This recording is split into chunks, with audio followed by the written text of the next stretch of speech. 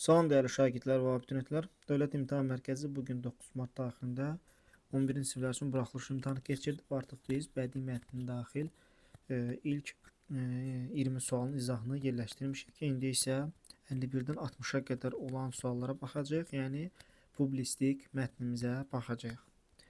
İzaha keçməmişdən öncə bir məsələ nəzərdə çatdırım ki, yeni bir toplumumuz nəşr olunub. O toplumda buraxılış və qəbul suallarına yer verilib. Belə ki, 2014-dən 2024-cə qədər 24-cü ilə qədər olan bütün 3-cü qrup qəbul sualları, 2019-dan 2024-cü ilə qədər olan 9 və 11-ci sinif buraxılış sualları mətnləri ilə birlikdə, daha sonra isə 2019-dan 2024-cü ilə qədər həm blok, həm də 9 və 11-ci sinif buraxılış tipli model testlər yerləşdirilib və əlavə olaraq bütün testlərin, saydığım bütün testlərin izahları verilib.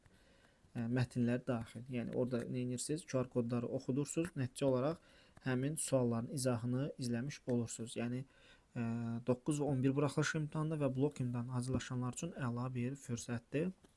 Əgər imtahanı bu il verirsə və yaxud da növbəti illərdə verirsə, bu sizin üçün çox faydalı olacaq deyə düşünürəm. Təkrar üçün də xüsusilə. Gəlin başlayaq publistik mətnimizə. Şumerlərin yaratdığı tufan əfsanəsi dünyaya necə yayıldı? Demək, Şumerlər dünyanın qədim xalqlarından biridir. Onlar ən qədim yazının müəllifləridirlər. Hətta ilk təkəri 60-lıq hesablama sistemini də Şumerlər yaratmışlar. Dünya xalqlarına məxsus bir çox əsərlər də qədim Şumer miflərindən qaynaqlanır. Tanrının insanları güclü bir tufanla cəzalandırılması haqqındakı tufan əfsanəsi də bir çox xalqların mifologiyasında cüzi məzmun fərqləri ilə təkrarlanır. Tufan əfsanəsinə görə bir gün tanrılar insanları cəzalandırmaq istəyirlər. Bu zaman tanrı Enki kral Zeus Draya böyük daşqının olacağı barədə məlumat verir. Bu xəbəri eşidən Zeus Drada böyük bir gəmi düzəldir. Oraya bütün canlılardan bir cüt toplayır. Tezliklə sel başlayır. Bütün dünyanı su basdıqdan sonra Zeusudra havaya bir göyərçin buraxır. Həmin göyərçin qonmağa yer tapmayıb gəmiyə qayıdır. Sonra bir qaranquş göndərir. O da geri qayıdır. Nəhayət uçurduğu qarğa geri dönməyəndə suyun çəkildiyini anlayan Zeusudra quru sahə tapır və gəmidəkilərlə birgə gəmini tərk edir. Arxeoloji araşdırmalar Şumer bölgəsinin zaman-zaman güclü daşqınlara məruz qaldığını təsdiqləyir. Bunlardan Ur şəhərindəki daşqının izləri daha aydın görünür. Burada aparılmış araşdırmalar qədim bir mədəniyyətin 2,5 metr qalınlıqda palçıq qatının altında qaldığını üzə çıxarmışdır. Şumerlərin qarşılaşdığı təbiət hadisələri onların həyat tərzinə təsir göstərdiyi kimi mifologiyasına da təsirsiz ötüşməmişdir. Güman ki, tufan əfsanəsinin yaranması da Ur şəhərindəki daşqınla bağlı olmuşdur. Təbiət hadisələrinin səbəbini qavramayan, yaşadığı ərazisinin coğrafiyası haqqında kifayət qədər biliklərə malik olmayan Şumerlər məskunlaşdığı və tanıdığı əraziləri bütün dünya kimi təsəvvür edirdilər. Buna görə böyük sel fəlakətləri ilə üzləşərkən bu hadisəni ümumdünya daşqını kimi qəbul etmişlər. Lakin Şumerlərin düşüncələrinin əksinə olaraq bütün dünyanın yaxud da bir ölkənin dağları aşacaq səviyyədə daşqına məruz qalmasının mümkünlüyünü inkar edir, yəqin ki, belə qeyd olunur. Bəs necə olur ki, qədim Şumerlərin yaratdığı bir əfsanə bir çox dünya xalqlarının, məsələn Yunanistan, Amerika, Avstraliya, Hindistan, Çin, Litva kimi müxtəlif ərazilərdə yaşayan xalqlar mifologiyasında təkrarlanır? Bu qədim tayfaların Şumerlərin yaratdığı Mesopotamiya ərazisinə davamlı yürüş və hücumları, köçləri eləcə də onların Şumerlərlə ticarət əlaqələrinin qurması ilə bağlı olmuşdur. Yəni digər xalqların bunlarla bir əlaqəsi var deyir. Unutmayaq ki, Şumer mədəniyyəti qədim dünyanın bir çox xalqlarına təsir etmişdir. Bu mədəniyyətin təsiri ilə yeni mədəniyyətlər yaranmışdır. Bu baxımdan Şumer mifologiyasının da dünya xalqlarının mifologiyasına təsiri mümkündür deyə mətnimiz yekunlaşır. Deməkdir ki, əvvəlində Roma rəqəmi yazılmış hansı cümlə mətndən çıxarılsa, məzmuna xələl gəlməz. Yəni, Sən hansı cümləni çıxartsan, baxın demək budur, budur, budur, budur və budur. Eləmi? 5 dənədir. Bu cümlələrin hansını çıxartsan məzmununa xələl gəlməz. Bunu yoxlamaq üçün nə edirsən uşaqlar? Həmin cümləni silirsən. Həmin cümləni silirsiniz. Görürsüz ki, məsələn, bir problem yaranır, yoxsa yox məzmunda. Məsələn, biri silək, eləmi? Tufan əfsanəsinə görə bir gün tanrılar insanları cəzalandırmaq istəyir. Bu zaman tanrı Enkel sən bunu silsən, eləmi? Siləsi olsan. Baxın, bu fikir ardı gəlməmiş olacaq. Yəni bu cümlə daha öncəki cümləni davam elətdirir və necə bir cəzalandırmaqdan söhbət gedir, onun haqqında danışır. Yəni sən bir qəti şəkildə silənməzsən. Bütün dünyanı su basdıqdan sonra Zisudra bu da gördüyün kimi əvvəlkilərin davamıdır. Eləmi? Sonra bir qaranquş göndərir. Bu da əvvəlkilərin davamıdır. Yəni ümumi cəzalandırmaq necə baş verir? Yəni bir daşqın olur, gəmi düzəlir, eləmi? Sonra birinci göyərçin buraxır, sonra qarğa buraxır. Bunlar hamısı sonra qaranquş buraxır. Bunlar hamısı nədir? Bu fikrin davamıdır. Yəni bunların hamısı mütləq şəkildə çox önəmlidir. Sonra arxeoloji araşdırmalar Şumer bölgəsinin zaman-zaman güclü daşqınlara məruz qaldığını təsdiqləyir. Bu cümləni çıxartsan, məzmuna xələl gələcək. Çünki sadəcə inancdan söhbət getmiş kimi olacaq. Yəni arxeoloji qazıntıların, araşdırmaların bunu təsdiq etməsi faktını sən ortadan çıxartmış olacaqsan. Yəni məzmunu dəyişəcəksən. Sonra burada aparılmış araşdırma qədim bir mədəniyyətin 2,5 metr qalınlıqda palçıq qatının altına qaldığını üzə çıxarmışdı. Bu heç bir əhəmiyyəti olmayan deyək cümlələrdən biridir. Çünki yəni, insanların 2,5 metr qalınlıqda palçıq qatının altına qalması mətnin arıcılıq baxımından hər hansısa bir təsir göstərmir. Ona görə cavabımız burada 5 olacaq. Bəli, elə A variantı doğru yazılıb. Sonra 52-də nə deyir? Doğru fikir, yanlış fikir və ehtimal olunan fikir ən çox istifadə olunan üsullardandır. Demək, səndən nə istəyir? Uyğun fikirləri soruşur. Yəni, gəlin yoxlayaq. Araşdırmalar sübut etmişdir ki, Şumer bölgəsində ilk daşqın Ur şəhərində baş vermiş. Belə bir şey yoxdur. Araşdırmalar nəyi sübut eləyir sadəcə? Şumer bölgəsinin zaman-zaman daşqınlara məruz qaldığı. Yoxsa ilk daşqın nə vaxt olub, Ur şəhərində olubmu, olmayıbmı? Bunun haqqında məlumat qeyd olunmur. Yəni bu doğrudur, fikir yanlışdır. Şumer mədəniyyəti yeni mədəniyyətlərin yaranmasında rol oynamışdı. Baxın, burada deyir ki, bu mədəniyyətin təsiri ilə yeni mədəniyyətlər yaranmışdı. Elə deyil. Ona görə sən bunu doğru fikir götürürsən. Yəni bir yanlışdır, eləmi? Bir yanlışdır, 2 doğrudur. Yəni cavabımız sadəcə 2, 4, 6 və yaxud da 2, 3, 5 qaldı. Sonra yanlış fikirdir deyir. Şumerlərin qədim tayfalarla ticarət əlaqələri olmuşdu. Baxın, deyir ki, bu qədim tayfaların Şumerlərlə yaşadığı Mesopotamiya arasında davamlı görüş və hücumları, eləcə də onların Şumerlərlə ticarət əlaqələrinin qurması ilə bağlı olmuşdu. Bəli, həqiqətən də onlar arasında ticarət əlaqələri olmuşdu. Ona görə ticarət əlaqələrinin olması yanlış fikir deyil. Bu doğru fikirdir. Sən 3-ü siləcəksən. Şu qaldı cavab artıq 2, 4, 6. Şumerlərin digər əraziləri yürüşü. Xeyr, digərlərinin Şumerlərə yürüşündən söhbət gedir, eləmi? Yəni Şumerlər yürüş eləməyib, onlara yürüşdən söhbət gedir. Baxın, qeyd edirlər. Bu qədim tayfaların Şumerlərin yaşadığı əraziyə davamlı yürüşü. Yəni Şumerlər olduğu yerdə Mesopotamiyada yaşayırlar, ora davamlı yürüş edirlər. Yəni onlar yürüş etmir. Ona görə 4 yanlış fikir olur. Cavabımız elə burada B variantı olur. 2, 4, 6. Yəni ehtimal variantında yoxlayaq yenə də. Şumerlər Mesopotamiya ərazisində məskunlaşmışdılar. O qeyd olunur mətndə. Dəqiq deyil axı. Daha doğrusu ehtimal deyil axı. Şumerlərin yaşadığı Mesopotamiya ərazisi. Görürsüz? Mətndə dəqiq olaraq qeyd olunur. Bu ehtimal götürməzsən ki sən bunu. 5 də getdi. Tufan əfsanəsinin yaranmasına Ur şəhərindəki daşqınlarla bağlı olması da mətnimizə əsasən buradan görürük ki, bunu ehtimal edə bilirik. Yəni 2, 4, 6 cavab olur B variantı.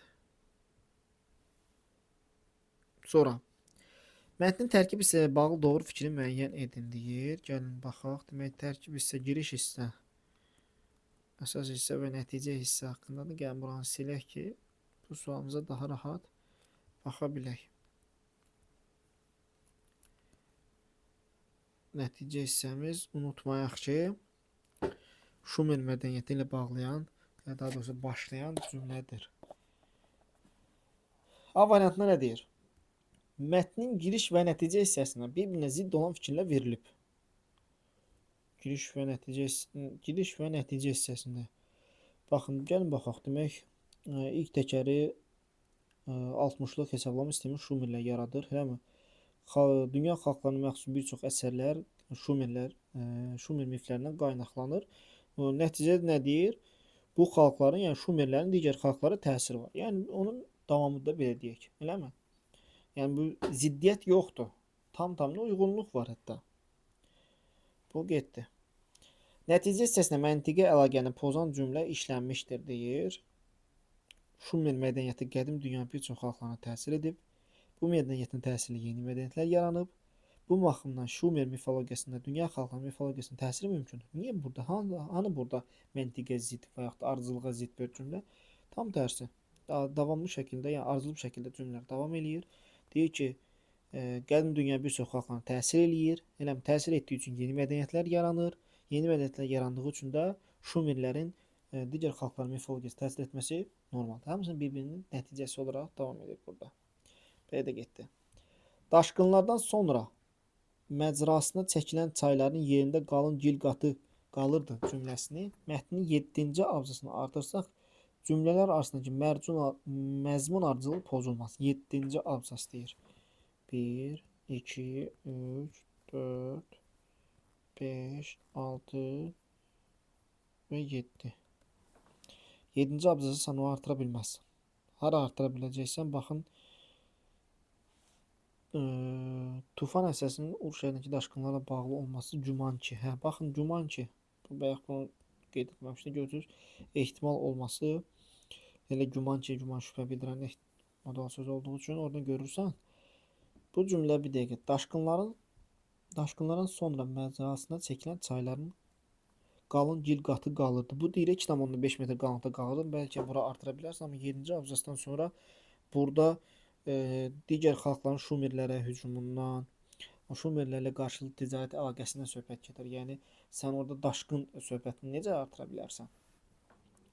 Tarixdə ilk dəfə dövlət quran, idarəetmə sistemi yaradanlardan biri də onlardır cümləsi ilə mətnin giriş hissəsini genişləndirmək olar. Bəli, baxın, Şumerlər haqqında məlumat verərkən bunu da yaza bilər ki, tarixdə ilk dövlət quran, idarəetmə sistemi yaradanlardan biri də onlardır. Cavabımız D variantına uyğun gəlir. Mətnin əsas hissəsinə Şumerlərin məşğuliyyəti başlığını vermək olar. Xeyr, olmaz.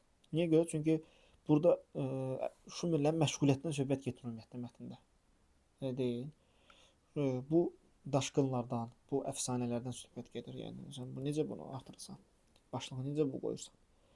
Mətn əsasına hansı suallara cavab tapmaq mümkündür deyir. Tanrılar insanlara nə üçün cəzalandırmaq istəyirlər?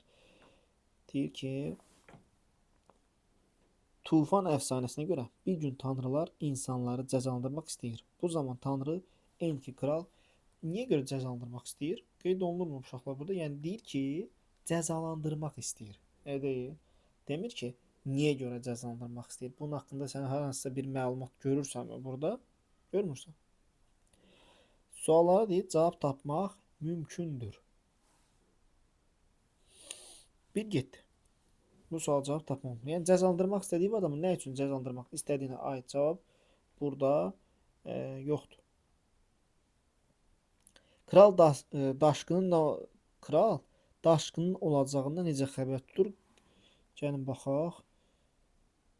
Demək, bu zaman tanrı Enki kral Zeus'un böyük daşqının olacağı barədə məlumat verir. Bəli. Bax.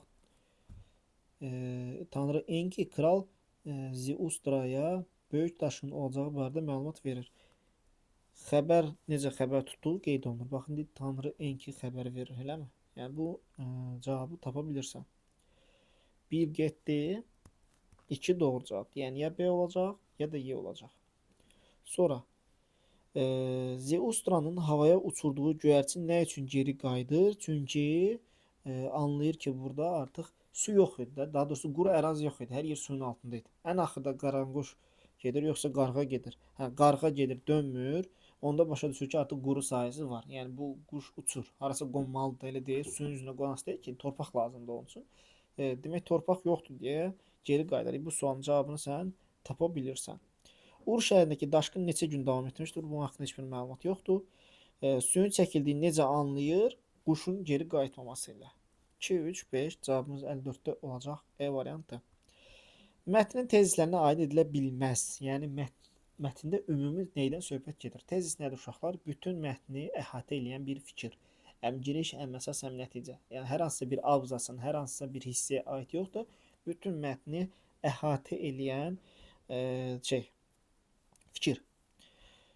Eyni mövzuya müxtəlif xalqların mifologiyasında rast gəlmək olur. Bəli, bu mətnin həm giriş hissəsində demək olar, həm əsas, həm nəticə hissədə var. Ümumi görürük ki, burada həmin bu mifologiya, yəni bu daşqın məsələsində bütün mətndə əsas söhbət elə deyil. Həmin bu mifologiya digər xalqlarda da rast gəlinir. Bu var. Sonra Şumerlər digər xalqların mifologiyasına müraciət etmişlər. Bu haqqda heç bir məlumat yoxdur. Şumerlər müraciət etmir. Digər xalqlar Şumerlərdə olan mifologiyaya müraciət edir. Elə deyil. 2-ni götürürsən. Məsələn, 1-i sildin, 2-ni də götürməlisən. Cavab sadəcə D variantı qalır. Şumerlər daşqınlardan qorumaq üçün yaşayış yerlərini daim dəyişmişdilər. Bu haqqda məlumat yoxdur. Şumerlərin yaşayış yerlərinin dəyişməsi haqqında mətndə heç bir şey yazılmır. İnsanlar bütün təbii fəlakətin qarşısını tamamilə ala bilərlər. Burada qəti şəkildə mətndə belə bir şey yoxdur. Arxeoloji araşdırmalar Şumer bölgəsində baş vermiş hadisələr haqqında məlumat verir. Bəli, bu mətndə qeyd olunur. Cavabımız nə oldu? 2, 3, 4 D variantı. Deyir, mətnə sizin cədvəl tamamla. Cədvəl burada qeyd olunur. Uşaqlar, bu suallar əgər sizdə varsa, rəy bölməsinə qeyd edin. O suallara baxaq. Demək, 56-cı sualımızın təəssüf ki, cavabını verə bilməyəcək. Əvvəldə işarə qoymuş sözlər əsasında cədvəl doldurun. Çox təəssüf ki, yenə də cədvəlimiz yoxdur. Əvvəldə işarə qoymuş şey nədir? Quru. Quru sahə yəqin ki, burada həqiqilik və yaxud da məcazi mənası soruşar. Üzləşərkən hadisə ilə üzləşmək məcazidir. Quru sahə həqiqi mənadır. Yəni informativ, poetik funksiya yəqin ki, belə şeylər soruşur. Qeyd edərsiniz zəhmət olmasa. Mətndən nöqtələrin yerinə uyğun fikir yazmaqla cümləni tamamlayın deyir. 58-də. Nöqtələrin yeri haradır? Bura.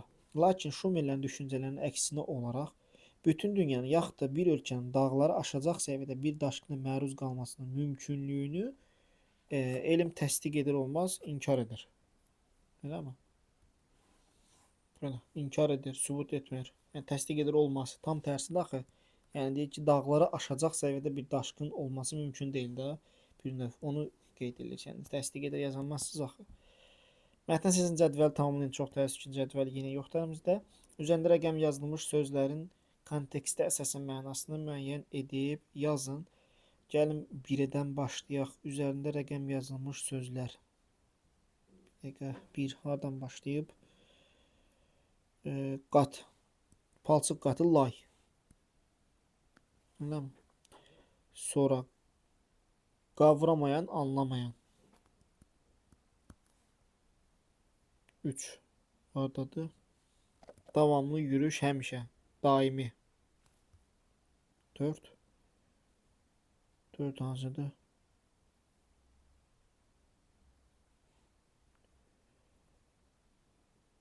Belə də yoxdur, eləmi? Bəli, yıkmışdı. Yıkılmışdı. Bu sualın izahını vermiş olduq uşaqlar. Qeyd olundu, dediyim kimi, bu cədvəllər haqqında rəydə qeyd eləsəniz, ona baxarıq. Yəni, bu bir dənə bu haqqında şey eləyə bildik. Yəni, qurunun həqiqi üzləşməyə məcazi mənası olması poetik informativ funksiya. Yəni, belə düşünürəm ki, yəqin ki, buna aid bir sualdır. Yenə də cədvəl varsa zəhmət olmasa rəy bölməsini yazmağı unutmayın. Ümid edirəm ki, faydalı oldu.